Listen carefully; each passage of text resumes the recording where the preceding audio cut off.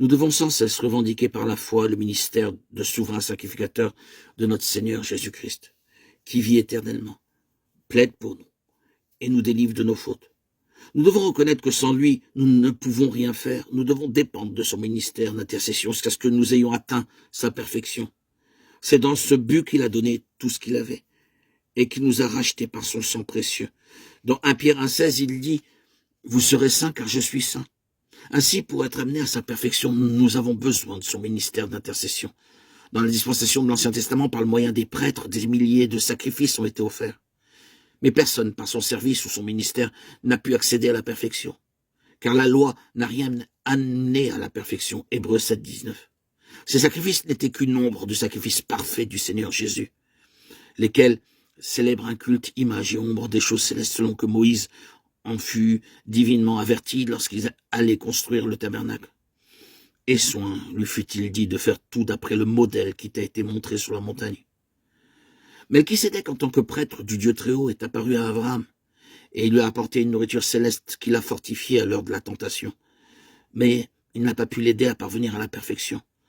En donnant son corps tout entier pour être rompu et en ayant vaincu la mort à notre place, le Seigneur Jésus-Christ est devenu maintenant notre souverain sacrificateur céleste par lequel nous pouvons atteindre la perfection. Mais lui, parce qu'il demeure éternellement, possède un sacerdoce qui n'est pas transmissible. C'est aussi pour cela qu'il peut sauver parfaitement ceux qui s'approchent de Dieu par lui, étant toujours vivant pour intercéder en leur faveur. Hébreux 7, 24, 25. Par son sacrifice unique et parfait, il nous rend parfaits dans sa propre perfection. Chaque fois que nous tombons, nous pouvons aller à lui en toute humilité et dans le brisement. Il nous élèvera par son ministère de souverain sacrificateur.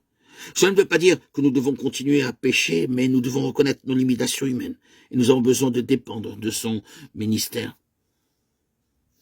Nous le constatons tous avec nos forces propres. Nous essayons toujours de surmonter nos épreuves, nos tentations. Mais c'est l'échec. Nous nous rendons compte de notre extrême faiblesse, de nos failles, de nos fissures, de notre fragilité.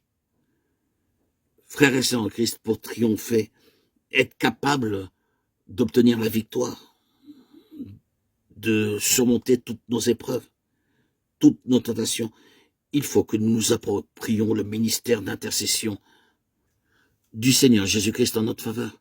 Il est notre souverain sacrificateur éternel et immuable. Car le sacerdoce étant changé nécessairement aussi, il y a un changement de loi. Hébreux 7, 12. Ça veut dire que, connaissant nos faiblesses, nos épreuves et nos faillites, le Seigneur, Jésus-Christ, notre souverain sacrificateur, intercède constamment en notre faveur. Mais à moins de saisir par la foi son ministère, celui-ci n'a aucune valeur pour nous.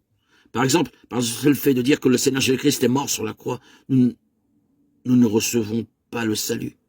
Mais quand, par la foi, nous disons d'une manière personnelle, c'est aussi pour moi qu'il est mort sur la croix. Il a pris ma place, il a porté mon châtiment, mon jugement. Alors, son sacrifice devient efficace dans nos vies. De la même façon, nous devons croire qu'il est notre souverain sacrificateur éternel et immuable, qui vit à tout jamais pour intercéder en notre faveur. Si nous approprions par la foi sa mort, son ensevelissement et sa résurrection comme notre mort, notre ensevelissement et notre résurrection, et aussi son ministère de souverain sacrificateur, alors nous serons secourus. Au moment même où nous sommes souillés, nous pouvons l'invoquer et par la foi revendiquer son ministère d'intercession. Nous devons continuer à avancer et nous devons reconnaître nos limitations humaines et reconnaître que nous devons dépendre de son ministère. Frères et sœurs en Christ, chers amis, auditeurs, auditrices bien-aimés, que notre Seigneur nous enseigne à nous approprier son ministère d'intercession et qu'il nous conduise vers la perfection.